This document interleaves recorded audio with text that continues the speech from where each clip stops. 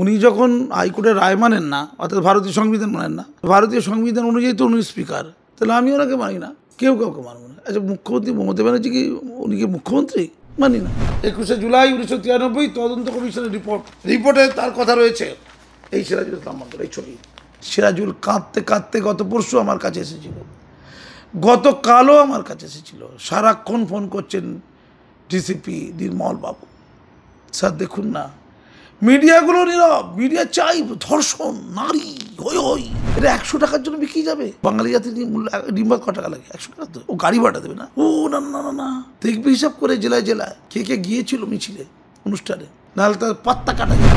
একেবারেই আমরা যেমনটা জানি, সামনেই 21শে জুলাই, সামনে সোমবার, ঠিক তার আগেই একেবারে বিধানসভা স্পিকার তিনি একেবারেই 21শে জুলাই নিয়ে ঝড় তুললেন, যেখানে রাজ্য রাজনীতিতে এখন 21শে জুলাই যে হাইকোর্ট রায় দিয়েছে সেই রায় নিয়ে একাধিক বিতর্ক রয়েছে। তার মধ্যেই তিনি বললেন যে বিচারপতির রায় মানতে হবে এমন তো নয়। কি বলবেন, বিচারপতির রায় কি মানার প্রয়োজন নেই? বিধানসভা স্পিকার বিমান, তো উনি স্পিকার, আমি ওনাকে মানবো কেন? ওনাকে স্পিকার করেছে, আমি ওনাকে মানি না। উনি যখন হাইকোর্টের রায় মানেন না, অর্থাৎ ভারতীয় সংবিধান মানেন না, তো ভারতীয় সংবিধান অনুযায়ী তো উনি স্পিকার, তাহলে আমি ওনাকে মানি না, কেউ কাউকে মানব না। আচ্ছা, মুখ্যমন্ত্রী মমতা ব্যানার্জি কি উনি কি মুখ্যমন্ত্রী? মানি না। তোমাকে রাজ্যের মুখ্যমন্ত্রী মানি, মনে হচ্ছে আমার। সংবিধান তো লাগবে না তো কিছু, আইন ফাইন শপথ কিচ্ছু লাগবে না, ভোট ফোট কিচ্ছু লাগবে না, কিচ্ছু লাগবে না। তুই মুখ্যমন্ত্রী, কেমন লাগছে? ভালো লাগছে? মুখ্যমন্ত্রী হিসেবে আপনার কেমন অনুভব করছেন আপনি? ভালো লাগছেন তো? হয়ে গেল। ফলে পাগলামি তো সীমা আছে একটা আর কি। মানি না, হাইকোর্ট মানি না, সুপ্রিম কোর্ট মানি না। হাইকোর্ট হচ্ছে গেরুয়াদের, সুপ্রিম কোর্ট হচ্ছে তৃণমূলের। কি রে ভাই, সুপ্রিম কোর্ট গেলে নাকি দিদি খুব খুশি হয়ে যায়। তো সুপ্রিম কোর্টটা তো কন্ট্রোল করতে পারে নরেন্দ্র মোদী। নরেন্দ্র মোদী কি সুপ্রিম কোর্টটাকে কন্ট্রোলের বাইরে রেখেছে? দিদি কন্ট্রোল করে নিয়েছে, ডিএপিতে 12টা বাজছে। কিন্তু বিধানসভা স্পিকার হয়ে তিনি বলছেন হাইকোর্টে বিচারপতির রায় মানি না। দুশ্চিন্তা জানো তো, বাচ্চারা কি শিখবে? বাচ্চারা বলে মাস্টারমশাই কি মানি না, বাচ্চা বলে পরীক্ষা হলে পরীক্ষার নিয়মকানুন মানি না। বাচ্চারা কি বলবে? পরীক্ষা হলে পরীক্ষার নিয়মকানুন মানি না, ক্যালকুলেটার আনতে বারণ করেছে, আমি শুনবো না, আমি মানি না। কেউ কাউকে মানবে না। অর্থাৎ মস্ত নয়। শশাঙ্কর মৃত্যুর পর গোপাল ক্ষমতা নেবার আসে, পাল বংশের সম্রাট গোপাল ক্ষমতা আসার আগে, পাল বংশের সূচনা হবার আগে মধ্যবর্তী যে সময়টা বাংলা অরাজকতা রাজত্ব ছিল, এই যে অরাজকতা রাজত্ব, তাকে মাস্তুনায় বলা হয়। বাংলা কি মাস্তুনায় চলছে? কেউ কাকে মানে না। বিমানবাবু আপনি এটা বলতে পারলেন? বলুন তো। হাইকোর্ট বলেছে, হাইকোর্ট বলেন ভারতীয় সংবিধান বলেছে, ওটা বলতে পারলেন? এটা আপনি বলতে পারাতে লোকের কিছু এসে যায় না, মানতে বাধ্য আপনি। কিন্তু জনগণের কাছে, শিশুদের কাছে, স্কুল পড়ুয়াদের কাছে কী বার্তা গেল? যে রাজ্যের স্পিকার তিনি রাজ্যের হাইকোর্টের রায় মানে না। কেন সারাদিন ধরে রাস্তাঘাট জাম করে রাখবেন নাকি আপনি? কী ভেবেছেন কি আপনি? আমার বাচ্চাকে নিয়ে রাস্তায় বেরোবো, আপনি আটকাবেন আমাকে? আচ্ছা ঠিক আছে, আটকাবেন। আটকানোর পর কি সমস্যা মিটে যাবে? বাংলায় কাটবানি থাকবে না, বাংলায় ধর্ষণ থাকবে না, বাংলায় খুন খারাপি থাকবে না, বাংলায় রাহাজানি থাকবে না, বাংলায় গরু পাচার থাকবে না, বালি পাচার থাকবে না, কয়লা পাচার থাকবে না, বাংলায় পার্থ চট্টোপাধ্যায় জন্মাবে না, পার্থর অর্পিত হবে না। বাংলায় শাহজাহানের যে দেখছিলাম 10 কোটি টাকা তার হোটেল থেকে পাওয়া গেছে, জাল টাকাও আছে, শাহজাহান পয়দা হবে না বাংলায়? কি বলছেন আপনি? আর বিমানবাবু, আপনাকে আমি চ্যালেঞ্জ করছি, আপনি বলুন, মমতা ব্যানার্জিকে চেনেন তো আপনি? মুখ্যমন্ত্রী চেনেন তো? দিদি, দিদি, প্রিয় দিদি, তিনি তো বেঁচে আছেন, ভালো আছেন তিনি। কদিন আগে উনি হাঁটলেন, বাংলা বাঙালির স্বার্থে হাঁটলেন, বিজেপি হাঁটলেন, কিন্তু আবার শরীর টরীর ভালো আছে, হেঁটেও কিন্তু জট্টর হয়নি, ভালো আছে, ফিট শরীর একদম। তো এই ফিট মমতা ব্যানার্জি যে আজও পৃথিবীতে আছে, কার দাক্ষিণ? আপনার দাক্ষিণ্য নেই। আপনি স্পিকার হয়েছেন, আপনার কী ভূমিকা ছিল? যা দাক্ষিণ্য সে এখন কোথায় জানেন?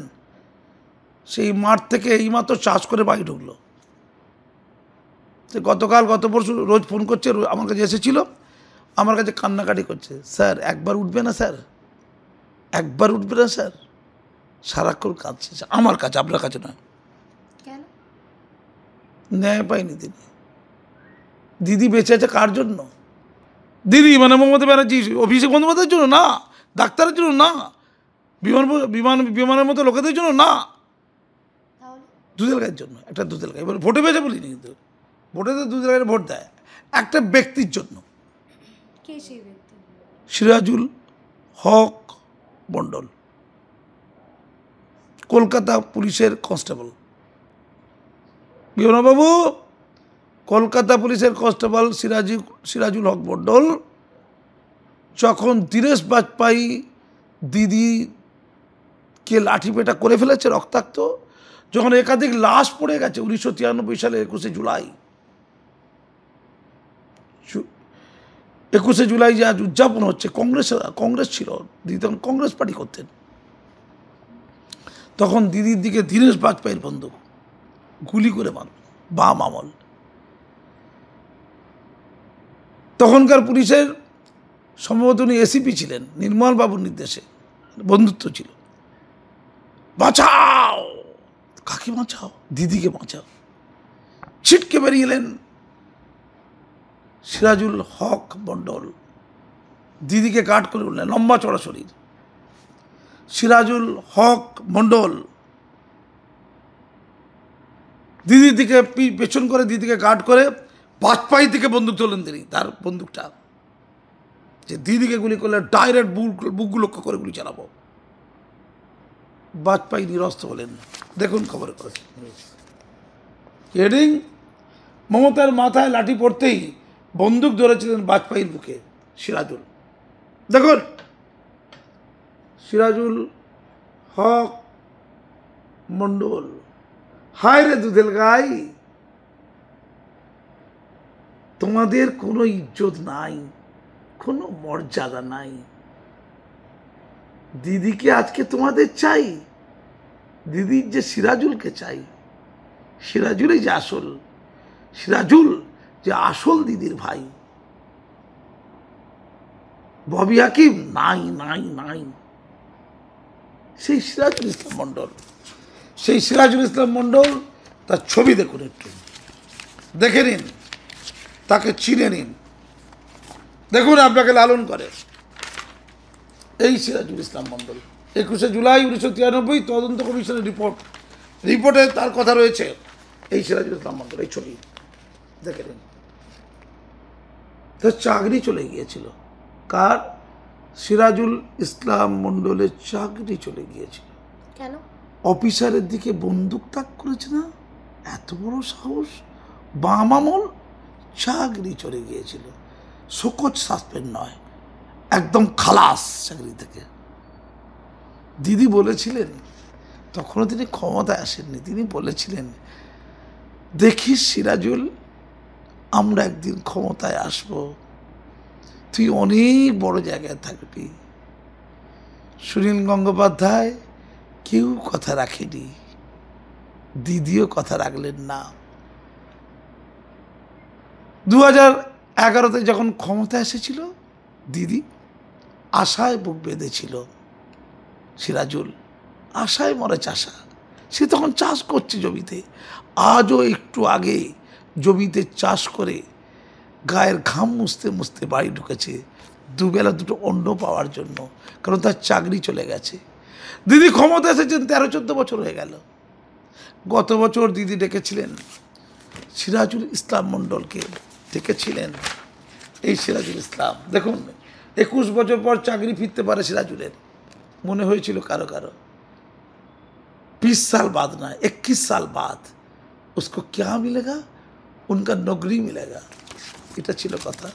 সমস্ত খবরের কাগজ জানে, গোটা পশ্চিমবঙ্গ জানে, মনে হয় এই বিখ্যাত লোকেরা জানে না।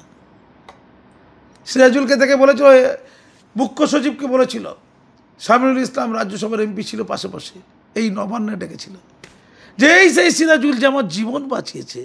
কে বলছেন? মাননীয়া মুখ্যমন্ত্রী মমতা ব্যানার্জি। তাড়াতাড়ি আইন কানুন কী আছে ওসব শুনবো না, তাড়াতাড়ি তার চাকরি দাও। 21 বছর ধরে ও চাকরি হারা বেচারি, আমার জন্যই তো চাকরি হারিয়েছিল না।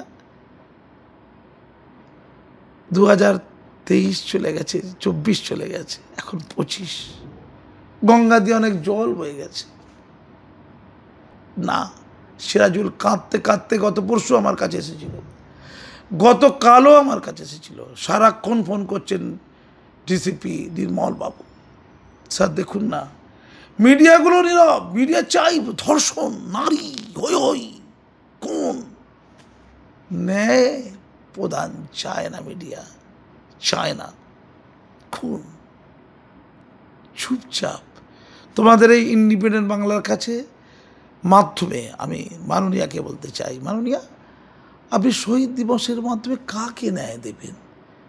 উপরে ঈশ্বর আছে আপনাকে বাঁচাতে, নিচে সিরাজুল ছিল, তারপরে তাকেই চিনতে পারেননি। ও আমার কাছে এসে কাঁদছে, বলছে আপনি বিবেক আমাদের। আমি বললাম দুর্বল মানুষ।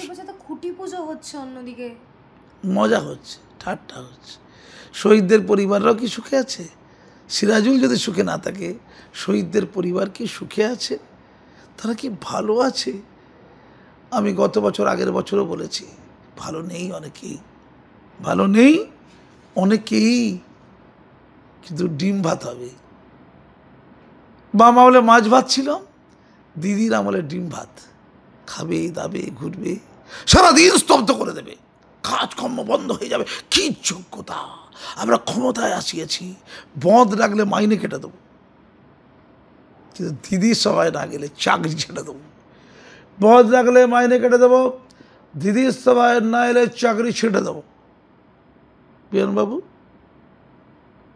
কি গণতন্ত্র না, কি লাভ, আর কতদিন কতকাল। বাংলার মানুষ তারপরেও পার্থ চট্টোপাধ্যায়কে ভোট দেবে 2026-এ। মানে নিশ্চিত করে জানেন তিনি ক্ষমতায় আসবেন। এ কেমন দর বাঙালি, তা তো ভিড় করবে শুধু কি ডিম ভাত খাওয়ার জন্য। খুব ভয়ঙ্কর। এটা 100 টাকার জন্য বিক্রি যাবে। বাঙালি জাতির মূল্য ডিম ভাত ক টাকা লাগে? 100 টাকা তো। ও গাড়ি ভাড়া দেবে না? ও না না না না, দেখবে হিসাব করে জেলায় জেলায় কে কে গিয়েছিল মিছিলে, অনুষ্ঠানে, নাহলে তার পাত্তা কাটা যাবে। বার্ধক্য ভাতা পাবে না, তার লক্ষ্মীর ভাণ্ডার হয়তো হবে না, তার হয়তো